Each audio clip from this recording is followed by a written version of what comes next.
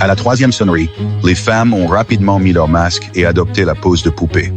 La porte s'est ouverte. Un homme riche est entré dans la pièce. Il devait choisir la mère et l'épouse parfaite parmi elles toutes. Les autres seraient jetés dans le puits. La première épreuve est celle des bonnes manières à table. Le millionnaire annonce le début. Les femmes bougent immédiatement. Anna, qui n'a jamais fait de tâches ménagères, ne peut qu'imiter les autres. Et ne sait pas que l'une d'elles place mal les couverts exprès. Et les corrige juste à la dernière seconde. Anna essaie de les arranger, mais dans le chaos, elle fait tomber un verre. Le millionnaire inspecte la table et leur donne une note. Anna est nerveuse, mais une autre femme obtient une pire note. Celle avec le score le plus bas reçoit une décharge électrique.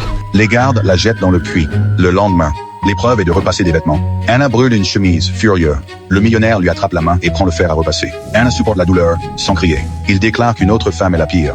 Il la tue sur le coup. Les trois survivantes sont terrifiées. Le millionnaire annonce que demain sera l'épreuve finale. Anna conçoit un plan d'évasion, mais une autre femme est au bord de l'effondrement. Elle retire une épingle, décidée à tuer une riche. Heureusement, Anna l'avait déjà prévu. Elle ne se fâche pas, la calme et la rassure. Le lendemain, elles habillent une vraie poupée. Elle la place en dos à la porte. Le millionnaire est immédiatement distrait. Sans remarquer la supercherie, profitant de ces moments, Anna utilise son pouvoir mental pour ouvrir la serrure. Les trois s'échappent de la maison.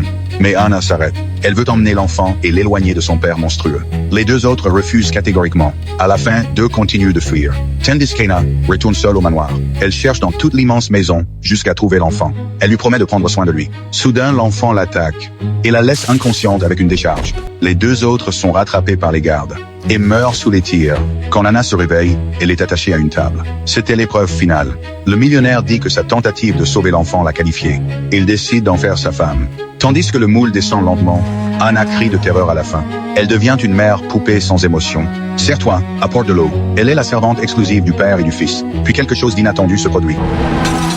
Deux sorcières entrent dans la maison. Le millionnaire ordonne aux gardes de tirer, mais la magie est plus forte. Les trois sont paralysés instantanément.